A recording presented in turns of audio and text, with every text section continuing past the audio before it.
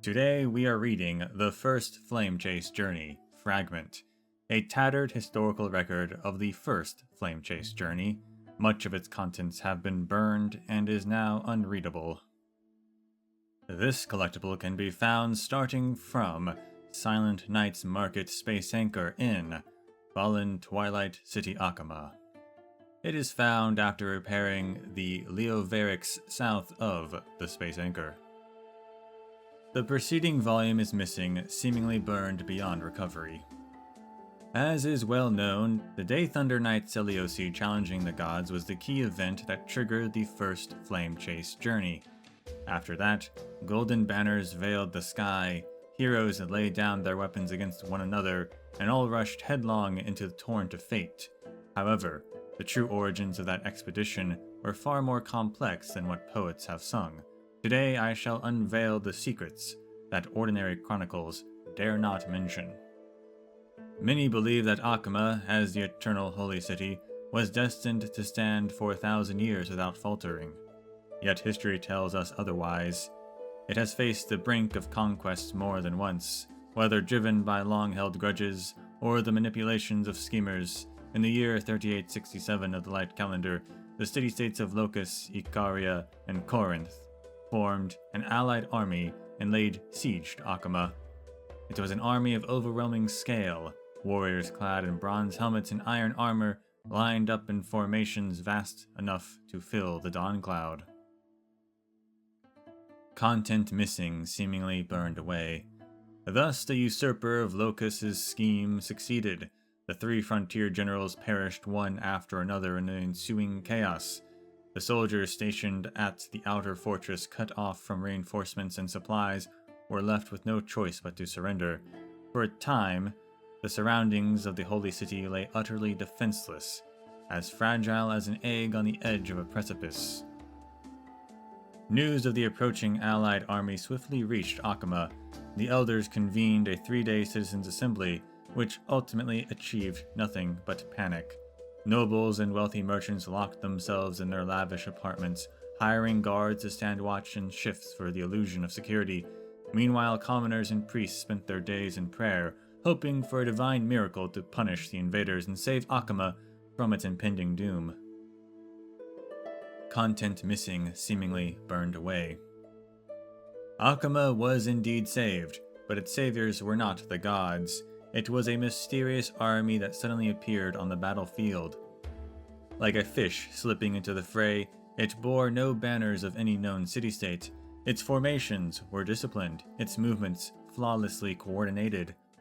At the forefront, a warrior wielded a blade curved like a bow from a string instrument, cutting through the enemy ranks as though spilling ink upon a battlefield canvas.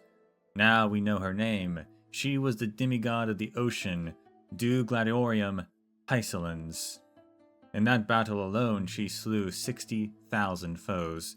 The blood that soaked her hem turned her into a specter in the eyes of the citizens. After securing the battlefield, this army did not simply depart. It marched boldly into Akama. At its head was Saridra, who would later be known as the demigod of law. She declared herself the city's supreme ruler, vowing to bring justice to its people. It was not long before she took drastic measures to purge the Council of Elders, silencing all opposition. Some called her a dictator, a usurper, a tyrant, but none could deny that under her rule, Akama swiftly regained its strength, laying the foundation for the prosperity it enjoys today. Content missing, seemingly burned away.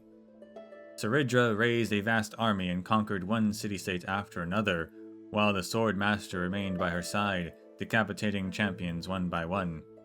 The Chrysos War dragged on until, at last, with the King of Corinth throwing himself from a window in despair, the conflict came to an end.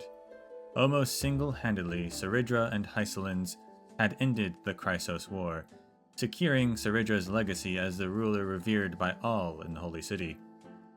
As support for her grew among the populace, Saridra issued an edict proclaiming the realization of Kefli's prophecy, the Era Nova. Her goal was to hunt the Titans and seize the core flames. She gathered an immense force of warriors, scholars, priests, and adventurers. Heroes from all corners of the land answered her call, their numbers outmatching the pillars of the palace. This great campaign became known as the First Flame Chase Journey, yet none at the time foresaw that 1,000 years later, heroes would once again have to embark on the same path. Content missing, seemingly burned away.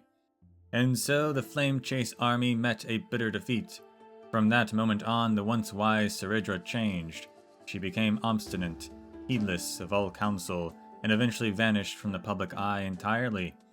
It was only when the Gold Weaver Aglaia rose to restore order that Akima's political landscape stabilized once more. In recognition of Aglaia's wisdom and leadership, the Council of Elders appointed her as the new executor, a tradition that continues to this day. However, I believe that Saridra did not simply disappear, as the Council of Elders claims. Rather, she stepped into a grander scheme yet to be unveiled. The fact that the law of Amphorius remains unbroken to this day is the strongest evidence of her continued influence.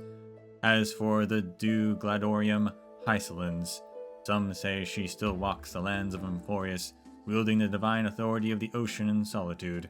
The crashing waves against the shore, perhaps, are but the murmurs of her loneliness.